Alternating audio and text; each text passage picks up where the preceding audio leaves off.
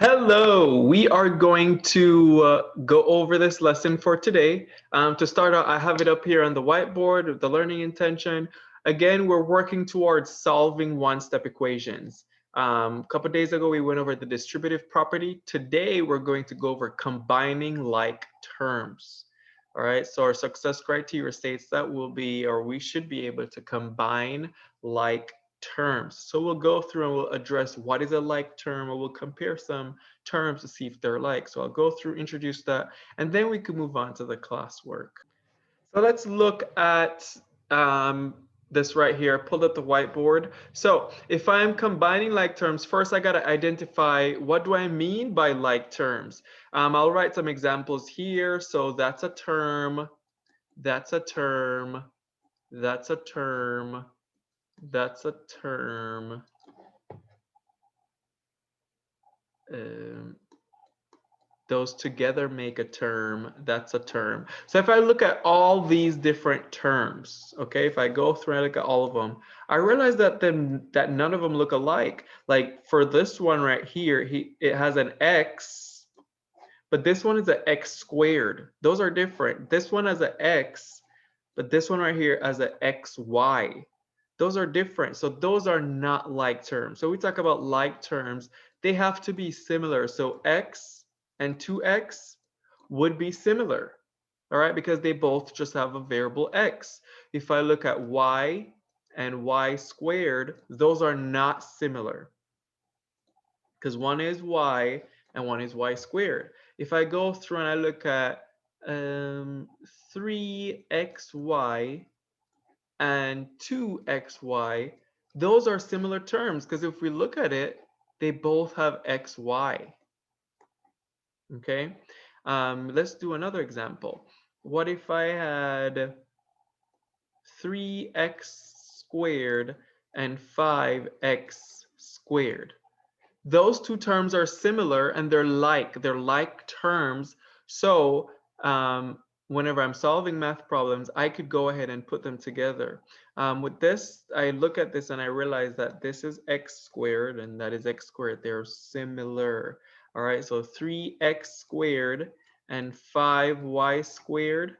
If you look at those are not like terms. That's x and that's y. All right, that's x squared and a y squared. Those are not similar. So if we're solving and combining like terms, if I have 3x squared plus 5x squared, I can add those. It's like if I'm saying if I have 3 apples and 5 apples and I add them together, how many apples do I have now? I have 8 apples. All right, so in this case, it's saying I have 3x squares and I have 5x squares. So then I have 8x squares. All right, if it was 3x squared plus 5y squared, could I do anything with that? Right, I couldn't because one of them has a y squared and the other one has an x squared. Those are not similar terms. I can't do anything with it. So I would have to leave it like that. If I have 8xy minus 2xy, that would give me 6xy. All right? Because like I have, again, let's say the xy represents apples. It's like I'm saying I have 8 apples. All right? And then I'm taking away 2 apples, which means I'll have 6 apples left. In this case, instead of apples, I'm using xy. All right, so let's go into a little bit more. If I did 3x minus 2y plus 8x plus 4y. And I'm supposed to solve that. This is where we come into combining like terms. So my first thing I'm going to do, I'm going to go ahead and just identify the ones or the terms that are the same. I realize that that's the same, that's the same, right? That's the same and that's the same because they both have x's and the other two both have y's. So what I'll do now is combine them. So when I say combine, I'm going to rearrange, okay? I'm going to rearrange my terms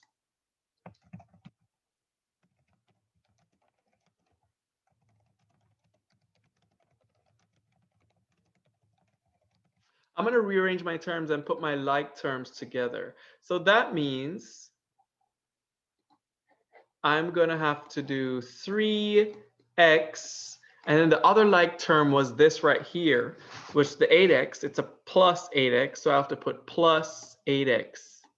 I want you to keep in mind that whatever sign is in front of the term, that's the sign that goes with the term. So since there was a plus 8x, then I have to put a plus 8x.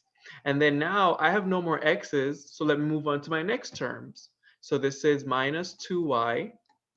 Keep in mind, the minus was in front of the 2y, so it goes with it. And then the other y term is 4y, so plus 4y. All I did was rearrange the terms so that they're together. So I put all the x's together and all the y's together. So then if I'm going to solve this, 3x plus 8x is 11x. Minus 2y plus 4y is 2y. And then can I do anything else with this right here at the bottom? Nope, because they're different terms, so that would be my answer. Let's do this example. This is our last example. First of all, I'm going to go ahead and identify the like terms. This has a z and this has a z. So those are like terms. The 2y doesn't have a z and it's not a like term, so that stays by itself. So in order for me to solve this problem, since I've identified the like terms, I'm going to move them around so that I could put the z's together. Okay, so in that case, I'll do 3z, and then I'm going to move this 8z with it, minus 8z. Okay, it's a minus 8z. And it's minus because the sign that was in front of the 8z was minus. And then plus 2y. There are no more 2y, so I can't do anything else. If I do 3z minus 8z, I get negative 5z plus 2y. Can I do anything else with this right here? No, I can't. So that is my answer. Minus 5z plus 2y. So just to recap, whenever we are solving problems where we have to combine like terms, we want to find the ones that have the same variables, the same terms. If they don't have a variable, then they tend to be like terms. So if it was plus 3 plus 5 plus x, the 3 and the 5 would be like terms because they don't have any variable.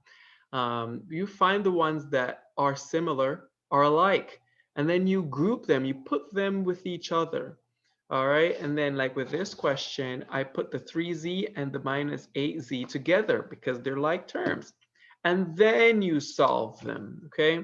At the end of it, you probably won't do anything else to the final expression, mainly because they won't be like terms. At that point, you would have simplified.